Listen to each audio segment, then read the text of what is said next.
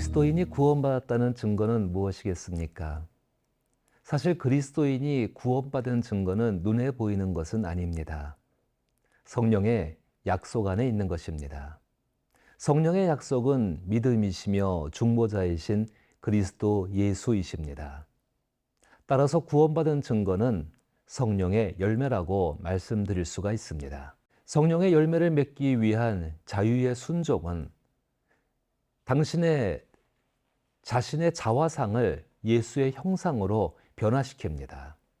사실은 그것이 눈에 보이는 가장 확실한 구원받은 증거라고 저는 생각합니다. 복음으로 변화된 자화상. 복음은 하나님과 우리와의 관계를 더욱더 발전시키고 견고하게 하고 변화시켜 나갑니다. 그래서 복음은 우리의 자화상을 하나님 보시기에 심히 좋았더라라는 그 창세기 말씀처럼 그렇게 만들어 갑니다. 자화상을 만드는 결정적인 힘은 관계에 있습니다. 복음을 믿음으로 하나님과의 약속, 성령님, 그리고 하나님의 아들 예수의 자유와 관계를 맺으며 살게 되는 것입니다. 그로 인하여 주변 사람들과 관련하여 자기가 자신을 보는 시각, 자신과 관련하여 남들을 보는 시각이 이전과는 다르게 변화됩니다. 복음을 믿기 전에는 남과의 비교의 기초에서 그렇게 만들어진 것이 자화상이었습니다. 자신의 본 모습을 감춘 채 가면을 쓰고 살아가는 가련한 신세였습니다. 사람들의 평판에 자만과 자학이라는 극단적인 반응을 가지고 있었습니다. 사실 사람들의 평판은 그 사람의 자화상을 일시적으로 바라보는 사람의 주관적인 해석에 불과합니다. 비록 그렇다 할지라도 누구나 좋은 평판을 듣고 싶어 합니다.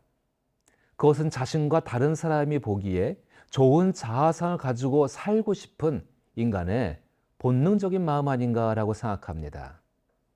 복음을 믿는 그리스도인들도 주변 사람들과의 관계 속에서 좋은 평판을 듣고 싶어 합니다. 사실 책망보다 칭찬이 더 반가운 것은 당연한 것 아니겠습니까? 복음은 우리의 본분인 하나님의 목적을 이루어가는 일에 주목하게 하는 사랑의 힘이 있습니다. 복음은 끊임없이 하나님께 받는 사랑을 알게 하고 끊임없이 하나님을 사랑할 수 있는 동기를 부여해 줍니다. 복음은 하나님의 약속과 성령과 하나님의 아들 예수의 자유로 인한 담대함과 평안함을 우리의 심령 가운데 부어주십니다. 그로 인해 하나님의 형상대로 창조된 예수 그리스도를 닮아가게 합니다.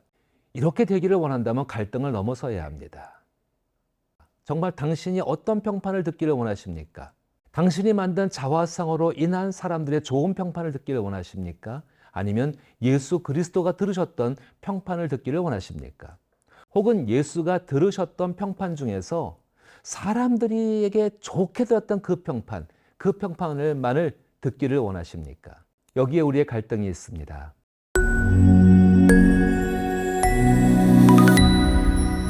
자기의 의지로 넘어서고자 해야 합니다. 갈등은 의심의 산물입니다. 예수의 자화상이 나의 자화상이 되고 예수께서 들으셨던 모든 평판, 좋은 것이든 나쁜 것이든 간에 그것이 나도 듣겠다는 마음의 각오가 필요합니다. 당신에게 일어난 결코 바뀔 수 없는 변화를 항상 기억하며 살아가시기를 부탁합니다. 인간의 어떤 것도 영향을 줄 수 없고 인간의 어떤 영향도 받지 않는 우리 신분의 변화, 즉 예수께서 십자가에서 죽으심으로 모든 저주에서 해방된 하나님의 자녀가 되었다는 것과 결코 분리될 수 없는 성령님의 양육과 동역으로 인하여 하나님 나라의 유업을 이어갈 완전한 자유자로 성장해가고 있다는 사실, 그것을 잊지 마시길 바랍니다. 갈등과 의심을 넘어서기 위해서는 하나님의 회복 프로젝트, 그 하나님의 회복 프로젝트인 치명적인 악을 버리고 복음을 기억하며 묵상하며 믿으며 기도함으로 하나님 아버지를 느끼려고 하는 그 일에, 그것은 우리의 경건의 훈련입니다. 그 훈련에 열심을 내야 합니다. 자신이 그리스도인임을 기억하고 복음 때문에 자기 안에서 일어난 일들을 묵상하고 기억하며 또 믿음을 구하는 기도 속에서 자신 안에서 일어나고 있는 영적인 갈등과 싸움을 멈출 수가 있고 거듭난 심령이 원하는 바를 행할 수가 있습니다. 바울은 갈라디아서 5장 16절과 17절에서 우리를 향해서 아주 중요한 이야기를 하십니다. 내가 이르노니 너희는 성령을 따라 행하라. 그리하면 육체의 욕심은 이루지 아니하리라. 육체의 욕심은 성령을 거스리고 성령은 육체를 거스리나니 이 둘이 서로 대적함으로 너희가 원하는 것을 하지 못하게 하려 함이다. 성령의 온전하게 하심을 믿는 믿음, 그 믿음은 갈등을 넘어서게 합니다. 그 갈등을 넘어선 삶이 바로 성령 충만의 삶으로 나가는 길입니다. 이미 우리는 예수께서 행하신 일로 말미암아 양심과 동기의 자유를 얻은 사람들입니다. 이 말은 우리에게 있는 부패한 양심과 동기가 하나님께 전혀 거스리지 않는 상태가 된 것을 말하지 않습니다. 비록 여전히 부패해 있다고 해도 예수 그리스도로 말미암아 하나님께 용납되고 있는 것입니다. 그러나 하나님은 부패한 것을 계속해서 우리 안에 남아있지 않게 하십니다. 더욱이 예수 그리스도의 생명으로 사는 그리스도인들에게 남아있는 부패와 양심과 동기에서 나오는 행위는 여전히 하나님이 그토록 싫어하시는 죄와 악을 만들기 때문입니다. 하나님의 약속과 성령의 도우심은 원칙적으로 자유롭고 온전해진 양심과 동기를 실제로 하나님의 아들 예수의 양심과 동기인 마음으로 변화시키고 성장하게 하고 장성한 그리스도인의 분량까지 이루게 합니다. 그 일의 시작은 바로 여러분의 기도의 변화입니다. 기도를 온전케 하시는 성령. 그래서 기도는 자신의 목적을 이루는 주문이 아닙니다. 더욱이 우리가 기도하기 때문에 모든 것이 합력하여 선을 이루는 것이 절대로 아닙니다. 우리의 연약한 양심과 동기를 도우시는 성령께서 우리의 기도를 온전하게 하시기 때문에 하나님께서 친히 모든 것을 합력하여 선을 이루어 주시는 것입니다. 로마서 8장 26절에서 우리가 많이 알고 있는 말씀을 하지요. 이와 같이 성령도 우리의 연약함을 도우시나니 우리는 마땅히 기도할 바를 알지 못하나 오직 성령이 말할 수 없는 탄식으로 우리를 위하여 친히 간구하시느니라. 그 다음 말씀이 참 중요합니다. 마음을 살피시는 이가 성령의 생각을 아시나니 이는 성령이 하나님의 뜻대로 성도를 위하여 간구하심이니라. 우리가 알거니와 하나님을 사랑하는 자 곧 그의 뜻대로 부르심을 입은 자들에게는 모든 것이 합력하여 선을 이루느니라. 비록 부패한 것이 내 안에 여전히 있다고 할지라도 하나님은 성령 안에서 우리를 변화시켜 가시고 바꿔 가시고 미숙하고 부족하다 할지라도 용납하시고 받아주시며 우리의 간구 가운데 우리의 기도 가운데에 하나님의 일들을 이루어 가신다는 것입니다.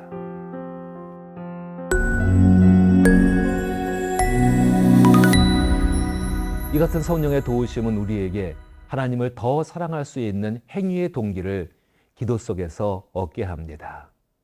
기도는 더 깊은 하나님과의 관계 속으로 우리를 이끌어가는 힘이 있습니다. 동시에 우리의 믿음을 예수의 양심과 동기에 이르게 하고 예수님처럼 살아갈 수 있는 담대함과 평안을 얻게 합니다. 그 중에 정말 중요한 것이 분별력입니다. 양심과 동기는 옳고 그름을 분별하는 역할을 하게 합니다. 갈라디아서 5장 19절부터 21절의 말씀을 가만히 한번 읽어보십시오. 육체의 일로 일어나는 일들을 정말 바울이 또한 여러 가지 본문에서 말을 하고 있습니다. 육체의 일은 분명하니 곧 음행과 더러운 것과 호색과 우상 숭배와 주술과 원수 맺는 것과 분쟁과 시기와 분냄과 당짓는 것과 분열함과 이단과 투기와 술 취함과 방탕함과 또 그와 같은 것들이라. 전에 너희에게 경계한 것 같이 경계하노니 이런 일을 하는 자들은 하나님의 나라를 유업을 받지 못할 것이요. 지금 이렇게 읽어보신 또 이렇게 말씀드린 이 일들 굉장히 이것이 중독성이 강한 일들입니다. 이런 일들 속에서 이 일이 계속 반복되어지고 있고 그러면은 인간의 뇌는 마비가 되어버리고 자신의 양심과 동기는 이 일에 노예가 되어져 버립니다. 분별력을 잃어버립니다. 분명히 율법이라는 것은 일시적으로 그러한 상황 가운데에도 뭔가 잘못됐다고 깨달을 수 있는 분별력을 줍니다. 그러나 율법은 죄를 만드는 육체의 행위를 완전히 버리게 하고 하나님을 계속 기쁘시게 하며 자유를 얻은 양심과 동기가 주는 삶을 어떻게 살 수 있는지를 알려주고 있지 않습니다. 그러나 성령께서는 양심과 동기를 온전하게 하심으로 행동할 수 있도록 격려하고 이끌어 주십니다. 바울은 자유를 얻은 양심과 동기가 성령의 온전하게 하심과 이끄심을 땅에 심어져 씨앗이 자라서 열매를 맺는 것에 비추어 설명합니다. 많은 그리스도인들이 알고 있는 본문이지요. 갈라디아서 5장 22절부터의 말씀인데, 오직 성령의 열매는 사랑과 희락과 화평과 오래 참음과 자비와 양성과 충성과 온유와 절제니 이 같은 것을 금지할 법이 없느니라. 그리고 24절의 말씀도 굉장히 중요합니다. 그리스도 예수의 사람들은 육체와 함께 그 정욕과 탐심을 십자가에 못 박았느니라. 너무나 단순한 이야기입니다. 여러분 한번 이제 읽으신 두 개의 성경 말씀을 비교해 보십시오. 갈라디아서 5장 19절에서 21절에 나오는 사람과 갈라디아서 5장 22절에서 24절에 나오는 사람들을 한번 비교해서 생각을 해 보십시오. 아주 간단하게 여러분은 어느 쪽 사람이 좋으십니까? 하나님은 어떻게 생각하실까요? 하나님과 사람에게 좋은 평판을 듣는 사람은 이 선한 열매를 가진, 그 선한 열매는 우리의 자화상입니다. 그 자화상을 가진 사람들을 기뻐하고 좋아하시죠. 주께서는 그들의 열매로 그들을 알 수 있다고 말씀하십니다. 그 말씀 속에서는 그 사람이 맺는 열매가 무엇 때문에 결실하게 되었는가에 관한 이야기입니다. 열매를 보아 그 사람을 알 수 있다. 그 사람이 맺는 열매의 결과보다도 무엇 때문에 그 사람이 그 열매를 맺게 되었는가? 변화입니다. 변화된 신분의 삶을 살아가는 사람들을 성령님은 도우시고 정말 하나님께서 주신 그 자유를 가지고 양심과 동기에서 순종할 수 있는 방법들을 가르쳐 주시고 이끌어 주십니다. 갈라디아서에서 말하는 성령의 열매는 열매 전체의 모습을 부분적으로 설명해 가고 있습니다. 그런데도 그 의미를 살피는 것은 신앙생활에서 추구하는 방향이 되기 때문에 굉장히 중요합니다. 갈라디아서에 나오는 성령의 열매에 대해서 팀 켈리 목사가 지으신 당신을 위한 갈라디아서라는 그 책에서 인용하였고 참고하였습니다. 첫 번째가 사랑이지요. 남을 섬기되 자신에게 돌아올 이득 때문이 아니라 상대의 고유한 가치와 유익을 위해 섬긴다라는 뜻입니다. 그 반대가 있습니다. 그 반대가 있습니다. 두려움입니다. 즉 자신을 보호하고 남을 악용하는 일입니다. 비슷하지만 진짜가 아닌 사랑의 위조품은 이기적인 애정입니다. 즉 남에게 끌려 잘해주는 이유가 자신의 기분을 좋게 하려는 데 있다는 것입니다. 두 번째는 희락입니다. 하나님을 기뻐하되 순전히 그분 자신의 아름다움과 가치로 인해 하나님을 기뻐하는 마음입니다. 반대는 절망이나 체념입니다. 희락 같지만은 희락의 위조품은 복음을 주시는 그분 때문이 아니라 받은 복으로 인해서 고양되어지는 기분입니다. 그러면은 상황에 따라서 어떤 때는 기뻐하고 어떤 때는 슬퍼하는 일희일비하는 사람이 되어집니다. 세 번째는 화평입니다. 화평은 자신을 의지하지 않고 하나님의 지혜와 주관하심에 의지하여 당당하다는 뜻입니다. 이런 평안은 불안과 염려를 몰아냅니다.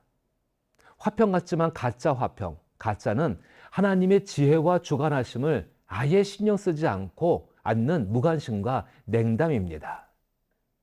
다음은 오래 참음입니다. 폭발하거나 싸우지 않고 공경에 직면하는 능력입니다. 반대는 하나님과 사람에 대한 원망입니다. 위조품은 오래 참아야 하는 이유를 알려 하지 않고 너무 시시한 일이라 무시하겠다라는 식의 냉소나 외면으로 회피하는 것입니다. 자비는 자신의 약한 모습을 보이면서까지 남을 실제로 섬기는 능력입니다. 내면의 깊은 안정에서 비롯됩니다. 반대는 남의 기쁨을 함께 기뻐하지 못하는 시기심입니다. 가짜 자비는 남을 조종하려는 선행입니다. 선을 베푸는 목적이 이만하면 사람이나 하나님께 충분히 했다고 느끼려는 자화자찬에 있다는 것입니다.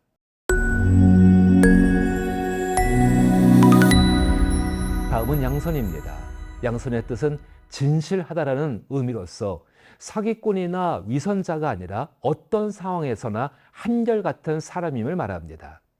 진실만 있고 사랑이 없는 것과는 다릅니다. 단지 기분을 달래거나 남에게 잘 보이려고 상처를 털어놓는 그 모습과도 전혀 다릅니다. 그 다음은 충성입니다. 충성은 성실하고 충직하고 용감하다는 의미로 언행이 일치하며 신임이 두텁다는 뜻입니다. 반대는 좋을 때만 친구인 기회주의자입니다. 위조품은 사랑만 있고 진실이 없는 것입니다. 직언하거나 의의를 제기할 의향이 전혀 없는 사람들입니다. 온유는 겸손입니다. 반대는 우월감이나 자아도취입니다. 겸손은 열등감과 다릅니다. 겸손한 예수님을 생각해 보십시오. 모든 것을 할 수 있는 하나님의 아들께서 스스로 당신의 자유를 가지고 낮은 자의 모습을 보이심으로 하나님의 영광을 드러내셨습니다. 절제는 급한 일보다 중요한 일에 매진하는 능력입니다. 항상 충동적이거나 무절제하지 않습니다. 절제 같지만 진짜가 아닌 위조품은 교만한 자기 통제 욕구에서 비롯되는 자기 의지력입니다. 바울은 갈라디아서를 통해서 성령의 열매에 대해서 언급합니다. 성령의 열매에 대한 언급은 구원을 얻을 수 없는 율법의 요구와 같이 또 다른 계율로 생각하게 할 수 있는 위험성이 분명히 있습니다. 그러나 바울이 성령의 열매를 말하고 있는 것은 하나님께서 갈라디아의 그리스도인들이 올바른 권면을 듣고 회복될 것을 믿으신 것처럼 헛된 영광을 구하는 태도를 버리실 것을 믿었기 때문입니다. 그리스도인들을 향한 하나님의 기대와 또 믿어주심은 변하지 않습니다. 따라서 이제 우리는 헛된 영광을 구하는 것을 버려야 합니다. 갈라디아서 5장 25절에서 다시 보면은 만일 우리가 성령으로 살면 또한 성령으로 행할지니 헛된 영광을 구하여 서로 노엽게 하거나 서로 투기하지 말지니라. 헛된 영광, 그 헛된 영광을 바울은 갈라디아 6장에서 그 헛된 영광으로 인한 교회에 존재하는 심각한 문제를 지적함으로써 드러내고 있습니다. 갈라디아 6장에서 등장하는 심각한 문제의 첫 번째는 죄를 지은 사람의 영혼의 유익을 위한 치리를 행할 수가 없다는 것입니다.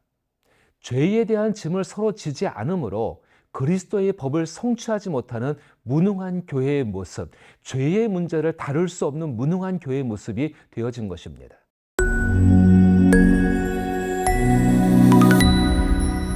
두 번째는 말씀으로 인한 변화와 성장이 멈췄다는 것입니다. 복음을 통한 하나님을 사랑하는 동기의 끊임없는 부여와 격려는 부수적인 메시지로 취급받습니다. 오히려 헛된 영광을 구하는 말들이 말씀을 전하는 자와 말씀을 듣는 자에게 중요해졌습니다. 그로 인해 교회는 영생의 열매를 거둘 수가 없게 되어졌습니다. 마지막으로 그리스도 예수로 인한 고난을 받으려 하지 않는다는 것입니다. 그리고 그로 인해서 교회에서 하나님은 바지 사장처럼 여겨지고 실제적 주인은 사람이 되어져 버렸습니다. 헛된 영광을 위한 수고와 헌신은 있지만 복음에 의한 헌신과 수고는 사라져버린 모습입니다. 헛된 영광을 구하는 모습은 그리스도인의 공동체인 교회에서 가장 아픈 모습인 동시에 반드시 제거해야 되는 부분입니다. 그 첫 번째가 먼저는 이성주의입니다. 한 번도 말씀드렸지만은 이성주의자의 헛된 영광은 선악을 판단하는 판단자가 되려는 것입니다. 이성을 통해 진리를 알고자 하는 것은 정말로 귀중하고 값진 일입니다. 그러나 자신이 틀릴 수 있다는 스스로의 인정이 없으면 교만해집니다. 교회와 다른 사람을 판단하고 정작 자신은 판단받으려고 하지 않습니다. 다른 사람의 지배자로 군림하는 것을 즐거워합니다. 이건 제거되어야 합니다. 또 다른 한 가지는 도덕주의입니다. 도덕주의자의 헛된 영광은 다른 사람에게 인정받으려는 욕구와 다른 사람의 의존 대상이 되려는 욕구로 나타납니다. 자신이 충분히 잘하고 있다는 증거로서 다른 사람의 인정이나 의존이 필요하다는 것입니다. 그것은 자신이 관계하는 역할은 본질상 이기적이 될 수밖에 없습니다. 다른 사람들은 나의 정당성과 의를 입증하기 위해서만 존재하게 될 뿐입니다. 그 욕구에 부합하지 않으면 불필요한 존재로 여깁니다. 다른 한 가지는 영적인 쾌락주의입니다. 영적인 쾌락주의자들의 헛된 영광은 오직 자신만의 즐거움입니다. 영적인 쾌락주의자들은 헌신의 부족으로 나타납니다. 다른 사람들은 쾌락이나 만족의 출처로만 필요할 뿐이지 관계에 큰 희생이 요구되는 순간 쾌락주의자들은 손을 떼버리고 맙니다. 그가 이루는 관계 역시 이기적일 수밖에 없습니다. 이러한 사람들, 이러한 사조들이 얼마든지 우리 자신과 교회 안에 존재합니다. 그럼 이제 교회의 자화상이 무엇인가 생각해 보십시다. 교회의 자화상은 성도의 자화상입니다. 다시 말해 성도의 자화상이 곧 교회의 자화상이 된다는 것입니다. 헛된 영광을 구하는 태도와 그것을 의지하는 성도를 복음으로 변화시켜서 새로운 삶을 교회 밖에서 살아가게 해야 되는 책임이 교회 가운데 있는데, 이 헛된 영광 때문에, 일그러진 자화상 때문에 그 교회의 역할이 무기력해져 버린다는 것입니다. 예를 들어 보겠습니다. 부모의 관계 속에서 당신이 도덕주의를 중시한다면은 부모님을 기쁘시게 하는 일념에 사로잡혀서 한시라도 부모를 생각하지 않고는 살 수가 없을 것입니다. 그럼 교회 생활은 이상한 모습이 되어집니다. 또는 당신의 삶을 통제하거나 무시하는 부모에게 분노가 치밀어서 역시 부모를 생각하지 않고 살고 있다고 한다면은 당신의 생활은 부모의 모습에 비춰볼 때 정말 또 우스운 모습이 될 것입니다. 당신이 쾌락을 중시하고 있다면은 아쉬울 때 이외에는 아예 부모를 상대하지 않을 것입니다.